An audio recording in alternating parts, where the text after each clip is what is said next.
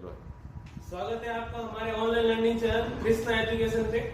तो आज हम बात करने वाले हैं कक्षा 10 की एक महत्वपूर्ण प्रश्नावली बोर्ड के दृष्टि से पृष्ठीय क्षेत्रफल एवं आयतन। इसमें हमारे पास कुछ ऑब्जेक्ट होते हैं और उन ऑब्जेक्ट के हमें फॉर्मूला के द्वारा कुछ सवाल जो होते हैं हल करने होते हैं। तो ये जो हमारी प्रश्नावली है बोर्ड में 4 अंकों का भार रखती है।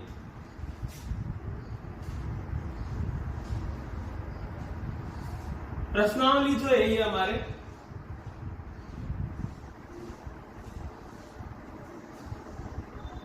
है 16 प्रश्नावली है ये हमारे। अंक भार रखती है 4। इसमें 2 नंबर के 2 क्वेश्चन आते हैं। प्रश्न संख्या जो है क्वेश्चन आने की वो है 2 और दोनों ही 2 नंबर के होते हैं तो टोटल नंबर हो गए इसके 4। तो हम क्या करेंगे, इसमें जो हमारे पास ऑब्जेक्ट है घन, घनाभ, बेलन, शंकु, गोला, अर्धगोला, उनके सूत्र देखेंगे और उन सूत्रों पे जो कुछ सवाल है हमारे पास में किताब में उन सबको हल करेंगे। तो चलिए शुरू करते हैं। सबसे पहले प्रश्नावली 16.1 के बारे में बात करते हैं, जिसमें हमारे पास 2 ऑब्जेक्ट होते हैं, एक तो घन और दूसरा है घनाभ। तो प्रश्नावली 16.1 2 ऑब्जेक्ट हमारे पास घन और घनाभ। तो सबसे पहले घनाभ को देखते हैं।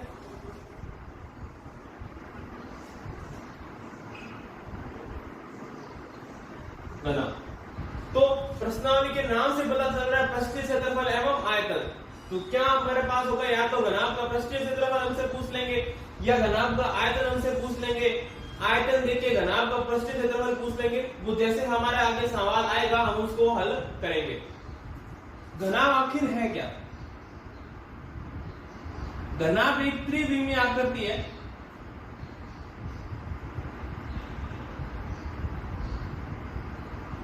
जिसमें सभी जो भुजाएं हैं वो अलग अलग होती हैं। सभी भुजाएं का मतलब ये तो आमने सामने वाली तो बराबर ही होंगी।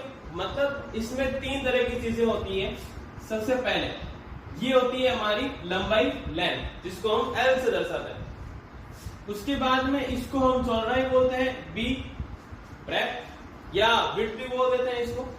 और ये जो हमारी है इसको बोलते हैं हम हाइट, ऊंचाई।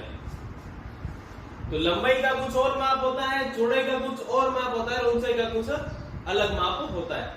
तो इन 3 चीजों से, 3 भुजाओं से मिलके ये जो घनाभ है हमारा तैयार होता है। इसमें 3 भुजाएं होती हैं। तो हमें पूछ लिया जाएगा कि घनाभ का पृष्ठीय क्षेत्रफल, तो उसका सूत्र क्या आता है? घनाभ का पृष्ठीय क्षेत्रफल। ये घनाभ का पृष्ठीय क्षेत्रफल जो है ये हमारा संपूर्ण पृष्ठीय क्षेत्रफल है। घनाभ का संपूर्ण पृष्ठीय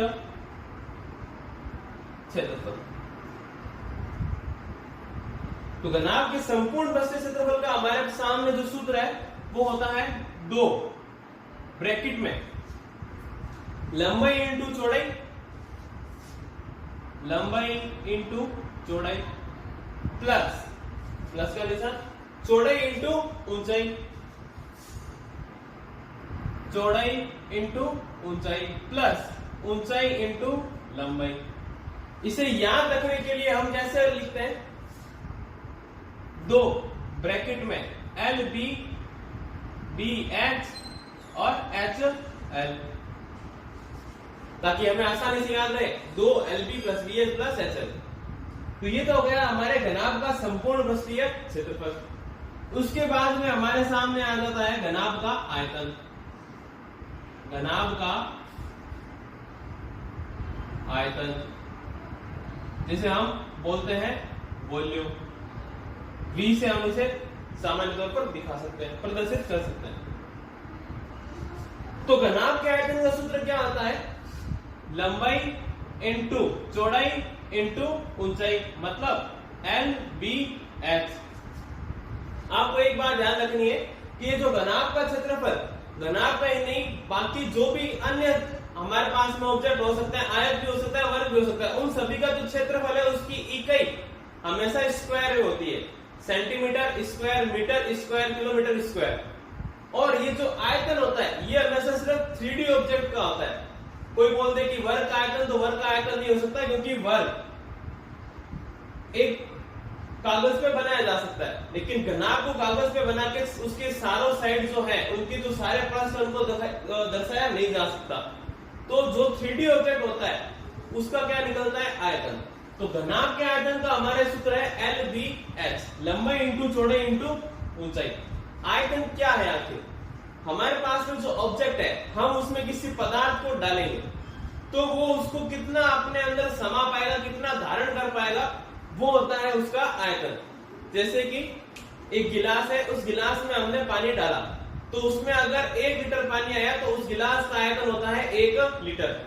2 लीटर आया तो उसका आयतन होता है 2 लीटर।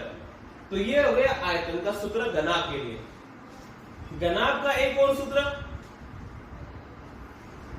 उसको हम बोलते हैं घनाभ की विकर्ण। घनाभ की विकर्ण का सूत्र क्या होता है, देखो कि घनाभ की विकर्ण है क्या। ये एक हमारे पास में पॉइंट है, सिरा है, कोना है। इस सिरे से पीछे ये जो सिरा है इस तक खींची गई एक जो सीधी लाइन है, डॉट डॉट करके दिखाने की कोशिश की है कि आपको आसानी से पता चले कि कौन सी लाइन की बात कर रहे हैं। तो इस सिरे से उस सिरे तक जो ये लाइन खींची गई है, इसकी लंबाई जो होती है उसका हम अभी सूत्र देखेंगे, उसको बोलते क्या है, विकर्ण, घनाभ की विकर्ण। तो जरूरी नहीं हम इसी को ले, हम ले सकते हैं पीछे वाला ये बिंदु और आगे वाला ये बिंदु, इसके बीच में हमने लाइन खींची, उसको भी घनाभ की विकर्ण बोलते हैं, उसका भी सेम सूत्र होना। तो इसको क्या बोलते हैं हम, घनाभ की विकर्ण। सूत्र हमारे पास है रूट में लंबाई का स्क्वायर मतलब L का स्क्वायर प्लस चौड़ाई का स्क्वायर मतलब B का स्क्वायर और ऊंचाई का स्क्वायर मतलब H का स्क्वायर। ये हमारे घनाभ की विकर्ण का सूत्र है। 16.1 में घनाभ अकेला नहीं है, 16.1 में हमारे पास एक और ऑब्जेक्ट है, उसका नाम है घन। घनाभ को हम क्यूबॉइड बोलते हैं और घन को हम बोलते हैं क्यूब। तो सबसे पहले घन का संपूर्ण पृष्ठीय क्षेत्रफल। घन का संपूर्ण पृष्ठीय क्षेत्रफल होता है 6 भुजा स्क्वायर। इसको हम 6a स्क्वायर भी लिखते हैं। अब ये क्या है, पहले उसको देखिए।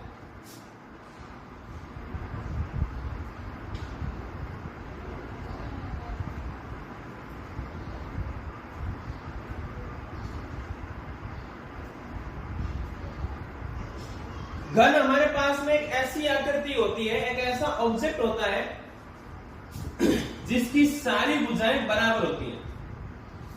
इसमें हमने कहा था लंबाई अलग है, चौड़ाई अलग है और ऊंचाई अलग है, लेकिन इसमें लंबाई, चौड़ाई और ऊंचाई समान होती है। अर्थात अगर हमारे पास में ये a है तो इसकी चौड़ाई भी कितनी हो जाएगी, a, और इसकी ऊंचाई भी कितनी हो जाएगी, a। तो इसका सूत्र क्या हो जाएगा, पृष्ठीय क्षेत्रफल का, संपूर्ण पृष्ठीय क्षेत्रफल का 6 भुजा स्क्वायर, या भुजा हमने क्या मान ली, a, तो 6a स्क्वायर। घनाभ का आयतन था, घन का भी आयतन होता है, क्योंकि घन भी एक फिजिकल ऑब्जेक्ट है, उसमें भी आप पदार्थ को डाल सकते हो, पानी को डाल सकते हो। तो घन का आयतन, उसका सूत्र क्या होता है हमारे पास में, भुजा का क्यूब या a क्यूब। इसमें था L into B into H. चूंकि हमारी सारी भुजाएं घन में समान होती है तो इसका क्या हो गया, a इंटू ए इंटू ए। तो a इंटू ए इंटू ए क्या आता है, a का क्यूब। घनाभ और घन में सिर्फ मेन जो अंतर है वो यही है कि घनाभ में भुजाएं अलग अलग होती है और घन में सारी भुजाएं समान होती है। आगे, जैसे कि घनाभ में हमारे सामने विकर्ण थी, उसी प्रकार घन में भी विकर्ण होती है। घन में भी ये देखो, इस पॉइंट को और इस पॉइंट को अगर जो मिलाने वाली रेखा है उसको सीधा खींचा जाए तो ये क्या है, उसकी विकर्ण। तो घन की विकर्ण का सूत्र क्या होता है, घन की विकर्ण घन की विकर्ण का सूत्र होता है भुजा √3, या इसको कई बार हम a√3 से भी दर्शाते हैं। भुजा मतलब जो दे रखी है, एक तो 1√3, 2 तो 2√3, 3 तो 3√3। तो ये है घन की विकर्ण का सूत्र। इसके अलावा घन में एक और चीज जो मेन इंपॉर्टेंट है, कई बार ये आपको पेपर में पूछी जाती है, वो देखो एक ध्यान रखने योग्य बात है। क्या कि घन की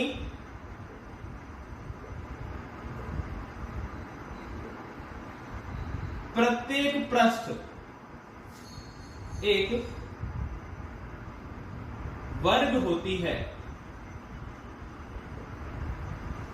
वर्ग होती है, इसका क्या मतलब हुआ? पृष्ठ का मतलब क्या है? सबसे पहले पृष्ठ का मतलब एक सामने वाला उसका हिस्सा, उसकी एक साइड। चाहे घनाभ की बात करें चाहे घन की बात करें, उनमें 6 साइड होती है। एक ये, उसके पीछे दूसरी, यहां पे तीसरी, इधर वाली चौथी, ऊपर 5वीं और नीचे 6ठी। उसी प्रकार घनाभ में भी 6 साइड होती है। तो प्रत्येक साइड घन में क्या होती है? का वर्ग होती है। क्योंकि हमारे पास में ये ए है, तो ये भी ए है, ये भी ए है और ये भी है। चारों भुजाएं क्या है? एक पृष्ठ की बराबर।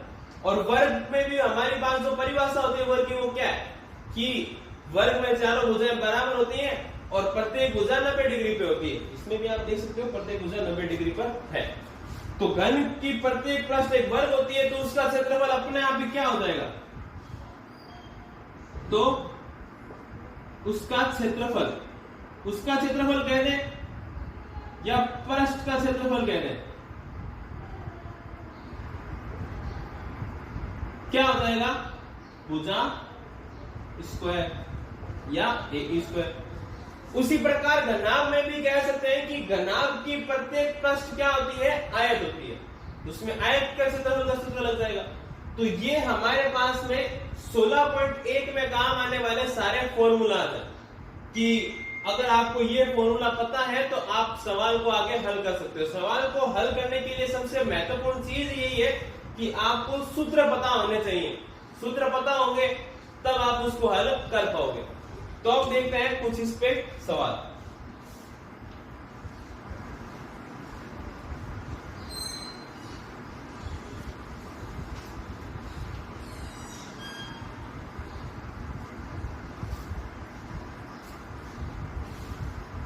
देख, प्रश्नावली 16.1 पहला सवाल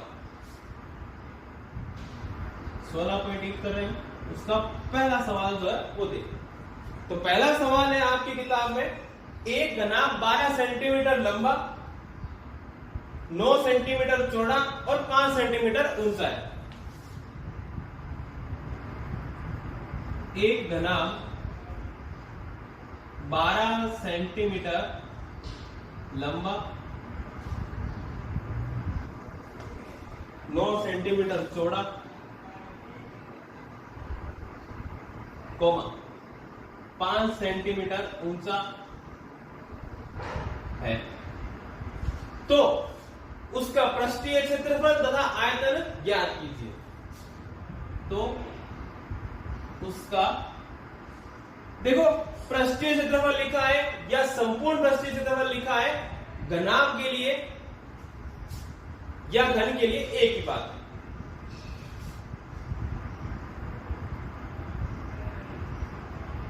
संपूर्ण पृष्ठीय क्षेत्रफल ज्ञात, संपूर्ण पृष्ठीय क्षेत्रफल व आयतन ज्ञात।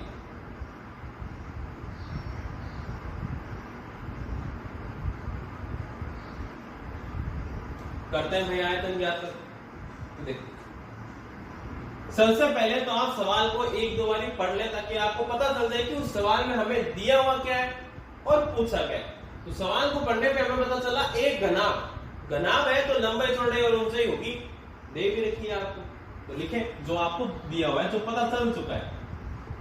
घनाभ की लंबाई कितनी दे रखी है? 12 सेंटीमीटर। लंबाई को हम किससे बताते हैं? एल से। फिर आपको चौड़ाई दे रखी है, उसको हम दर्शाते हैं बी से। तो चौड़ाई कितनी है 9 सेंटीमीटर, और ऊंचाई जो है उसको हम दर्शाते हैं h से, और वो दे रखी है आपको 5 सेंटीमीटर। आप एक बात और ध्यान में रखें कि ये जो पीछे इकाइयां हैं cm मतलब सेंटीमीटर, ये सेम होनी चाहिए। सेम का मतलब ये सेंटीमीटर में दे दिया, ये मीटर में दे दिया, और ये सेंटीमीटर में, तो आपको क्या करना है, सबको एक जैसा बनाना है। या तो मीटर को सेंटीमीटर में चेंज कर लो, या जो दोनों सेंटीमीटर थे उनको मीटर में चेंज कर लो। पीछे ये जो इकाइयां हैं ये क्या होनी चाहिए, समान, सेंटीमीटर सेंटीमीटर सेंटीमीटर, या मीटर मीटर मीटर। तभी जब आप कैलकुलेशन करोगे तो वो सही आएगी। हमें पूछा है उसका संपूर्ण पृष्ठीय क्षेत्रफल। हम जानते हैं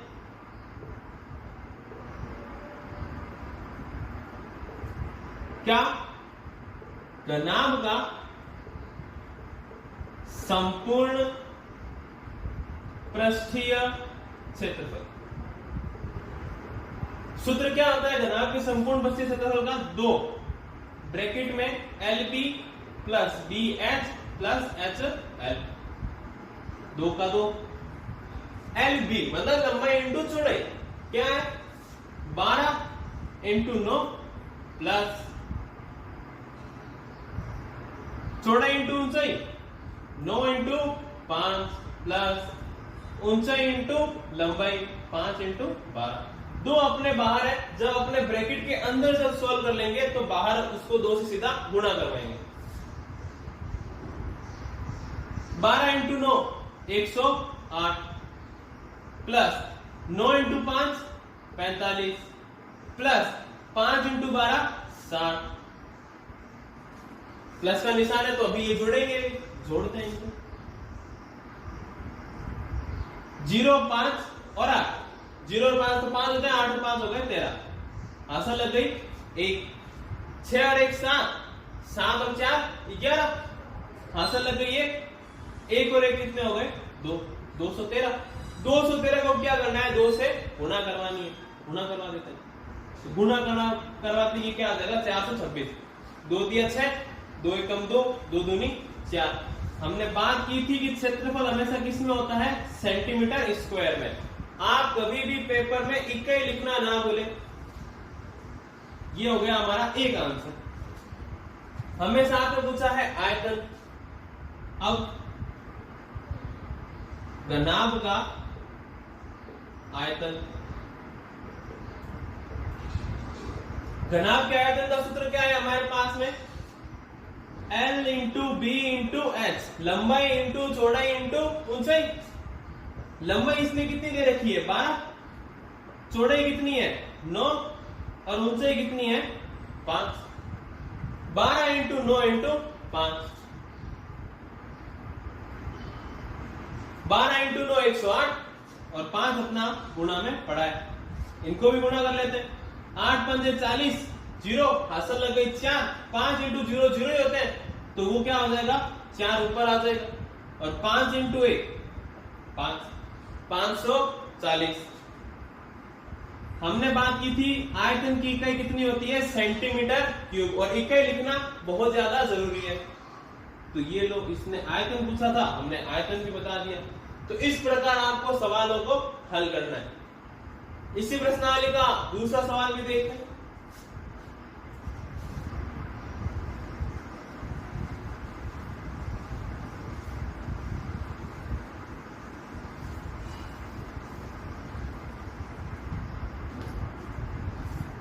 देखें दूसरा सवाल।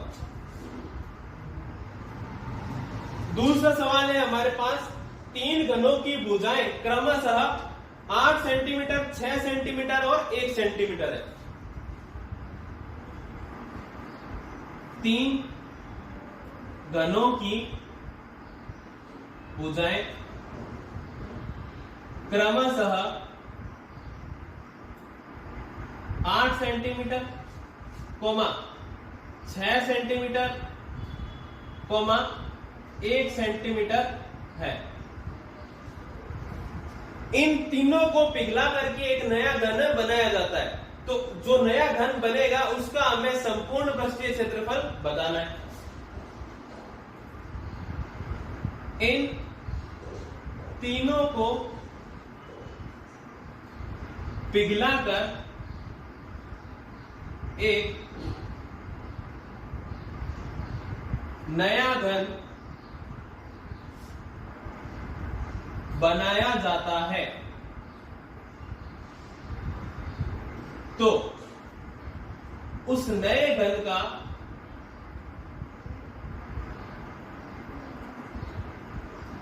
संपूर्ण पृष्ठीय क्षेत्रफल ज्ञात करें। करते देखिए, सबसे पहले क्या इसने कहा, तीन घन है, एक की भुजा है 8 सेंटीमीटर, दूसरे की भुजा है 6 सेंटीमीटर और तीसरे की भुजा है 1 सेंटीमीटर। इन तीनों को पिघलाया और पिघला करके एक नया घन बनाया। तो हमें पता है, एक उदाहरण से इसको देखते हैं कि हमारे पास में तीन अलग अलग पात्र हैं। एक पात्र में है 5 लीटर पानी, दूसरे पात्र में है 2 लीटर पानी और तीसरे पात्र में है 1 लीटर पानी। तो तीनों का पानी हमने निकाला और एक अन्य जो हमारे पास में पात्र था उसमें डाल दिया। तो उसमें कुल कितना पानी डाला हमने? 5 + 2 + 1 कितना हो गया? 8। तो यहां पर भी क्या है, तीन अलग अलग घन थे, 8, 6 और 1। हमने 5 लीटर जो माना वो क्या है? आयतन है। तो हम इसका आयतन निकालेंगे, फिर हम इसका आयतन निकालेंगे और फिर हम इसका आयतन निकालेंगे। तीनों को जोड़ देंगे। जोड़ने के बाद में जो नया आयतन आएगा वो किसका होगा? नए घन का।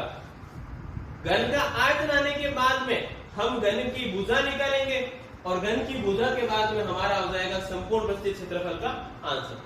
सीधा क्यों नहीं निकाल सकते?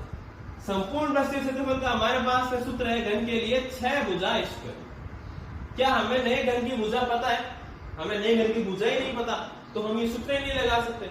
तो इसलिए हम क्या करेंगे कि पहले हम निकालेंगे भुजा और उसके बाद में हम निकालेंगे इसका क्षेत्रफल। देखते हैं कैसे करते हैं।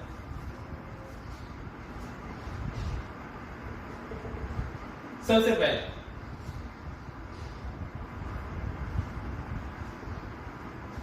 प्रथम घन की भुजा,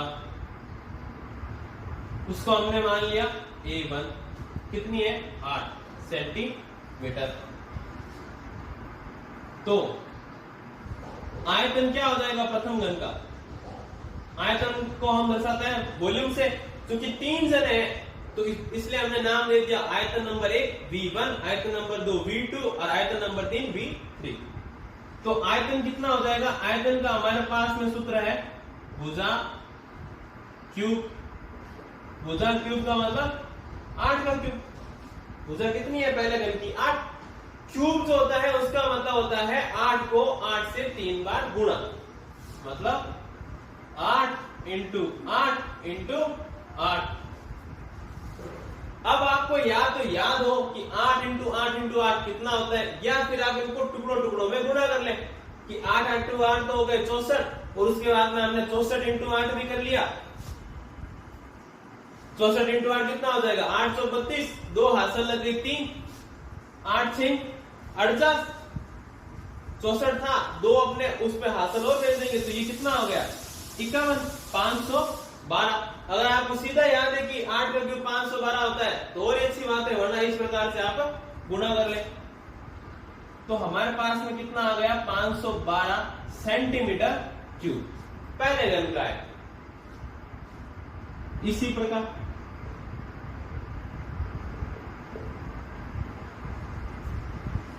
दूसरे घन की बात करते हैं। तो दूसरे घन की भुजा कितनी दे रखी है हमें सवाल में?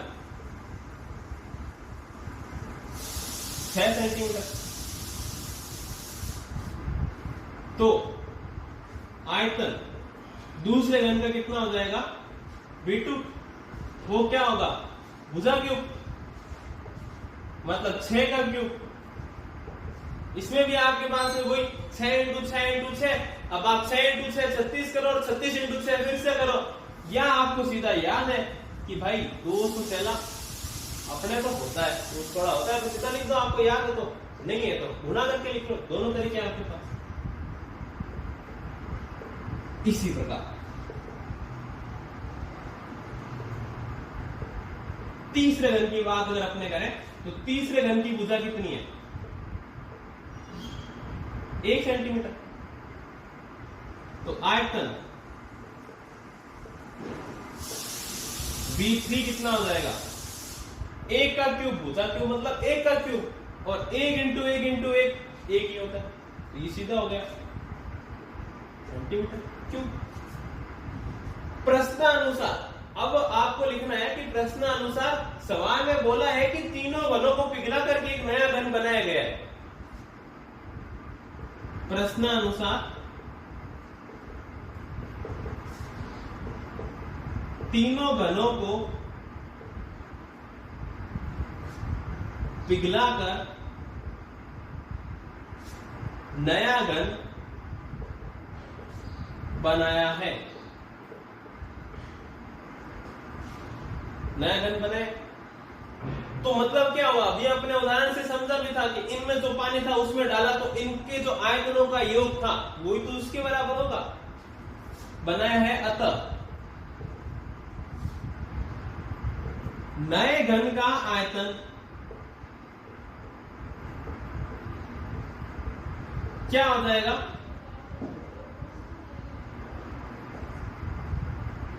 प्रथम घन का आयतन प्लस द्वितीय घन का आयतन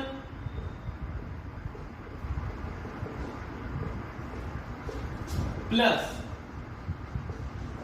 तृतीय घन का आयतन। अभी हमने बताया कि पहले घन का आयतन है 512, दूसरे घन का आयतन है 216 और तीसरे घन का आयतन है 1। 512 216 प्लस 1 जोड़ लेते हैं तो ये कितना हो जाएगा? 729 सेंटीमीटर क्यूब। ये हमारा आ गया नए घन का आयतन। अभी मैंने बताया था कि जब तक भुजा पता नहीं होगी इस नए घन की तब तक हम इसका संपूर्ण पृष्ठीय क्षेत्रफल नहीं ज्ञात कर सकते। तो भुजा कैसे ज्ञात करते हैं? चूंकि हम जानते हैं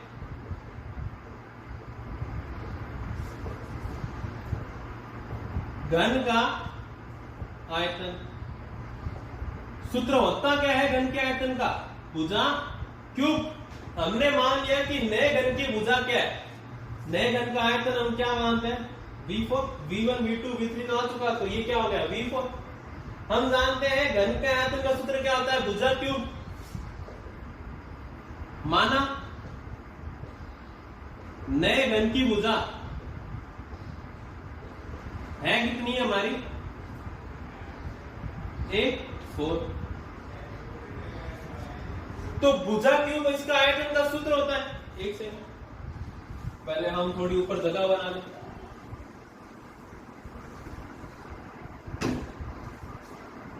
भुजा क्यूब होता है आयतन का सूत्र। तो यहां आयतन के सूत्र की जगह हम क्या ले सकते हैं? नए घन की भुजा का क्यूब, A4 का क्यूब बराबर में कितना है? 729। सही। क्यूब हटेगा तो यहां पे क्या आएगा? Under root cube.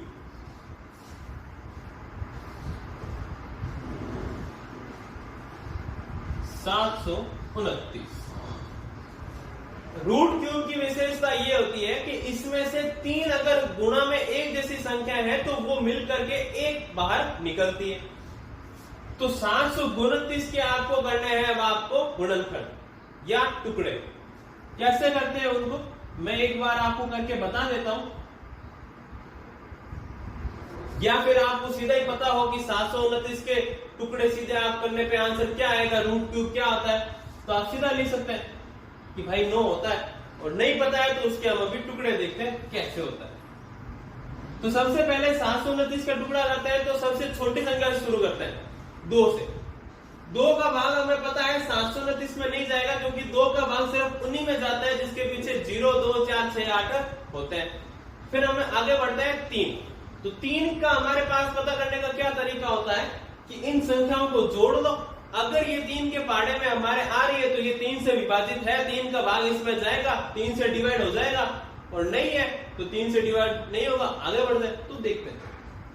सबसे पहले 9 और 2 11, 11 और 7 18, 18 3 के पहाड़े में आता है, मतलब ये 3 से क्या है भाज्य है, 3 से ये भाग चला जाएगा, इसका टुकड़ा हो जाएगा 3 से अपने भाग देते हैं तो ये आ गया 2, 3 दूनी 6, 1 रह गया 12 हो गए, 3 चौक 12 और लास्ट में 3 दिया 9। आगे देखते हैं 243 में 2 का तो फिर से नहीं जाता, 3 पहले ही शुरू में नहीं गया तो अब तो जाने की कोई बात नहीं है, अब तो इससे आगे बढ़ना है हमें, तो 3 पे दोबारा देखते हैं, 4 और 3 7 और 2 9, फिर से 3 का भाग जा रहा है, ये लीजिए 3 का भाग जा रहा है, 8 और 1 9, फिर से 3 का भाग जा रहा है, फिर से 3 का भाग जा रहा है, ये क्या हो गया इसके टुकड़े, तो क्या 3 इंटू 3 इंटू 3 इंटू 3 इंटू 3, 6 बार 3 है गुणा, तो यहां हम क्या लिख देंगे 3 into 3 into 3 into 3 into 3 into 3, 6 बार 3। हमने अभी पता किया कि जब रूट क्यूब होता है तो एक जैसी 3 संख्या जो गुणा में है वो बल्कि एक बाहर निकलती है, तो ये 3 बार आ गया, ये फिर से 3 बाहर आ गया, 3 दिया कितना होता है 9। आप जब आपका निकल जाए आपके पास में टाइम हो तो आप चेक कर सकते हैं फिर से कि 9 इंटू 9 इंटू 9 कितने होते हैं 729 होते हैं, आंसर चेक कर सकते हैं इसी प्रकार। तो ये भुजा आई है, ये क्या है नए घन की भुजा कितनी आई है 9 सेंटीमीटर, हमें निकालना है नए घन का संपूर्ण पृष्ठीय क्षेत्रफल। अब नए घन का संपूर्ण पृष्ठीय क्षेत्रफल, घन है तो घन के पृष्ठीय क्षेत्रफल का सूत्र हमें क्या जाना था 6 भुजा स्क्वायर, भुजा हमारे पास में नए घन की कितनी आई है 9, तो ये 6 और 9 का स्क्वायर, 6 इंटू 9 सॉरी 9 का स्क्वायर कितना होता है 81 लिख दिया। अब 6 इंटू क्या कर लेंगे 81, 6 कम 6 6 8 और 4 कितना आ गया 486। क्षेत्रफल निकाला है तो क्षेत्रफल की इकाई हमेशा किसमें होती है स्क्वायर में, और हमारे पास में चूंकि ये सारे सेंटीमीटर में थे तो ये क्या हो गया सेंटीमीटर स्क्वायर, ये हो गया हमारा आंसर। इस प्रकार इस सवाल को हमें हल करना है। आगे के जो सवाल है वो हम नेक्स्ट वीडियो में देखेंगे। हमारे साथ बने रहने के लिए शुक्रिया, और अगर आपको इनमें से किसी में भी कुछ डाउट है तो उसको हमें कॉन्टेक्ट नंबर जो हमने दे रखे हैं उस पर बताएं या कमेंट करके हमें बताएं। धन्यवाद।